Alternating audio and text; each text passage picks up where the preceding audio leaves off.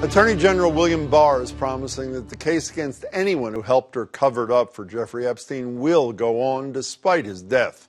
The 66-year-old, as you know, was found dead on Saturday morning in a New York City jail cell where he is being held without bail, charged with federal sex trafficking and conspiracy. Several reports indicate it appeared to be a suicide, but the Department of Justice is investigating. I was appalled, and indeed the whole department was, and frankly, angry to learn of the MCC's failure to adequately secure this prisoner. Epstein had reportedly been on suicide watch at one point, but then was taken off at the end of July. He was found dead a day after a court unsealed documents detailing more claims of abuse. And just when you thought the situation could not get any worse, Donald Trump stepped in, for some reason deciding to retweet a conspiracy theory tying the Clintons to Epstein's death. That doesn't even deserve a response, but the people who do are Epstein's victims. Joining me are attorney Wendy Murphy, an adjunct professor of sexual violence at New England Law who has represented several assault victims, including some of convicted child rapist Wayne Chapman. We'll get to him in a minute. Wendy, it's good to see you. We're also joined by Jack Cunha, defense attorney and principal with Cunha and Holcomb. Jack, it's good to see you, too. Much of America, and based on his tweet, the president as well, don't believe Epstein killed himself. Do you? Oh, yeah. You do? Oh, absolutely. Why do you say that? The possibility that somebody could have killed him is infinitesimally small. He was in a cell by himself. Supposed to be checked on every 30 minutes. They wasn't. didn't. Oh, there were improprieties. He was supposed to have a cellmate. His cellmate was transferred. I Yep. mean, you can go. You know the litany of things. They don't make you suspicious. It makes me think that he took advantage of the opportunity. Look, the man was a coward. He did cowardly things. He took the cowardly way out. You buying this, Wendy Murphy? I'm kind of 50-50 because there's no real reason now, until we hear more, to believe that it was suicide versus homicide. I mean, sometimes it's hard to figure that out even in a regular case. Why is the medical examiner, I haven't heard of this much, delaying the results of their work? It was done this morning, allegedly, or maybe even last night, and they're delaying it. For what reason would there be a delay? You come to a conclusion, you move I think on. Medical examiners are more than just medical finders. You know, what does the biology show? They also have to do a bit of a broader investigation to ask questions about the circumstances surrounding the death.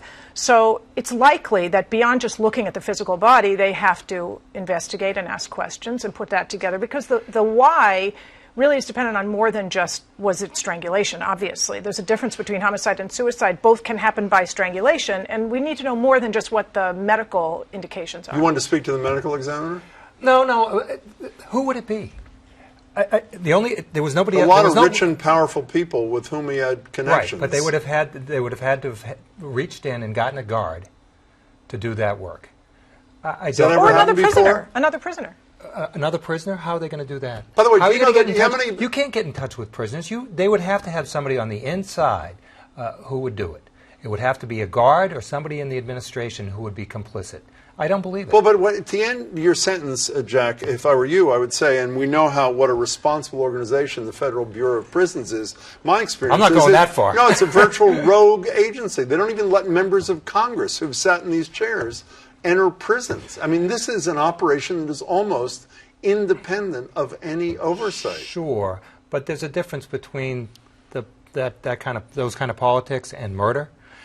Look, is it possible that he was killed by somebody else? I'm not saying it's impossible. Do I believe it? No, I don't. You know, you, as someone who's represented a lot of victims, I have to say I read every victim of Epstein's statement I could find in the last 72 hours, and not one of them used the worst word in the English language. This brought closure. Every one of them said they felt cheated. Every one of them said they wanted to see him prosecuted. They wanted to see him deposed. All this kind of... Is that your experience as well in situations like this? Yes and no. When it takes a long time for justice, I think victims put extra stock in the case. And the case here that really mattered most to victims is the criminal case for sex trafficking. And because it's for sex trafficking, it really is kind of a representative case that whether you're going to be a named victim in that case or not, you're part of the storytelling. And I think it is sad. But having said that, they still have lots of other opportunities for justice, and the definition of justice is different for different people. I think they're going to come to appreciate the fact that they can still sue him. You can't prosecute Civilly, a dead guy. You can get money from his estate. You can get money from his estate, and they will be heard there. They will be respected there. They will have their day in court there, and I think they're going to feel won't have very Epstein good. there. Yeah, but they'll feel very good. They'll get 90% there. One last thing about what happens after his death. The civil suits, I'm sure, and obviously some pending, but William Barr had one other thing to say today. Here he is. Let me assure you that this case will continue on against anyone who was complicit with Epstein. Any co-conspirators should not rest easy. The victims deserve justice, and they will get it. Will they get it, or is this just I mean, BS rhetoric? That's a political choice. I don't know, but certainly the promise in Florida that they wouldn't prosecute co-conspirators, that's worthless. You mean, but that was part of the deal. That was part of the deal, but that's worthless. We don't even know who was on that list. They weren't named. Right. Well, we do know that in documents released on Friday, former Maine Senator George Mitchell was named, even though he denies No, it. I mean the co-conspirators. Oh, co-conspirators. Yeah. Co-conspirators, yeah. That's why it's not a legal deal anyway. You have to say who you're giving immunity to before they get immunity. Let's come back to Massachusetts, if we can, much closer to home, a case that's infuriating victims' rights advocates and scaring the hell out of a lot of other people. That of Wayne Chapman. He's a 71-year-old convicted child rapist, also suspected in the disappearances of 2 other children, now walking free. He had been in prison since '77 when he was convicted of raping 2 young boys, sentenced to 15 to 30 years. After he served that time, the state had him civilly committed as a sexually dangerous person. But then last year, 2 so-called qualified examiners working with the Department of Corrections deemed Chapman no longer sexually dangerous, which automatically triggered his release under current state law. Shortly after, Chapman was charged in another case of sexual misconduct, accused of exposing himself while in prison. But last week, a jury found him not guilty. On Friday, he walked free. You did the case that went to the state's highest court about saying that even though it seems to me the law says, and I'm not crazy about it either, 2 qualified examiners, if they say he's not sexually dangerous, end of the story, right. No appeal. And Chief Justice said you were wrong, that essentially the state was right to release him. Well, the SJC said if you have a problem with that, you've got to go to the legislature. I said in our appeal, the problem was caused by the SJC. The problem can be repaired by the SJC. What do you say to those? They didn't agree. Chief Justice Gantz cited some data. And he said of the 49 prisoners released from that treatment facility between 2015 and 2017, only 1 of 49 reoffended, and that was stealing a car, meaning, I'll put words in his mouth, the judgments of similarly qualified experts have been borne out by the facts after their release. Yeah, You don't agree? I found that data curious in terms of the small window he chose, only 2 years of a window. And it measures really arrests and reoffenses in terms of what we know. We know that lots of sex offenders commit offenses for which they're not arrested, and so it wouldn't be counted in the data. And by the way, Chief Justice Gantz completely ignored in his data the fact that Wayne Chapman was declared no longer sexually dangerous by 2 of these quote-unquote qualified examiners, and almost days later, committed more sex crimes behind bars. Per se proof. Well, but he was acquitted of this. He was found not guilty of sex crimes. No. Well, let's hear the whoa. Jack, what are you going to say? My point is they got it wrong. Well, they didn't get it wrong. Obviously. Yes, they Go ahead, did. Jack. He was on videotape. Jack, This go was ahead. he was acquitted.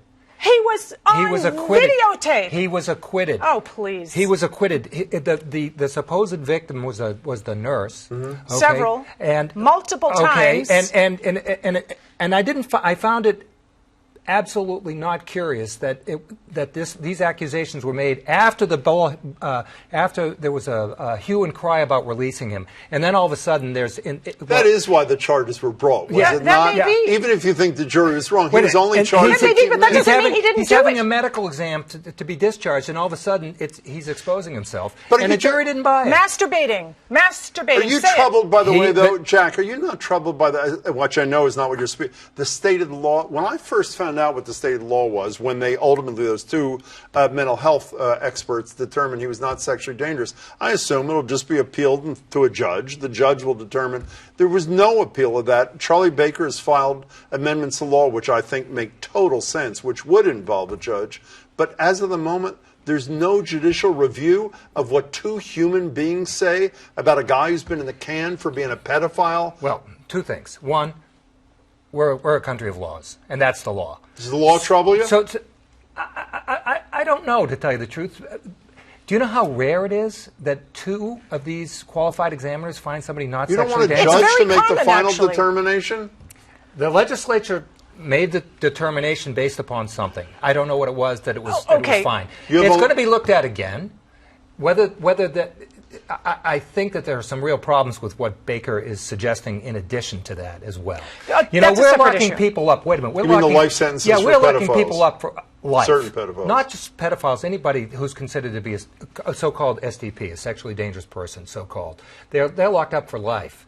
Unless Almost and never. it was supposed to be a civil commitment. These people used to be under the Department of Mental Health. They're now under the Department of Corrections. We got to hold it. 15 seconds, and that's it.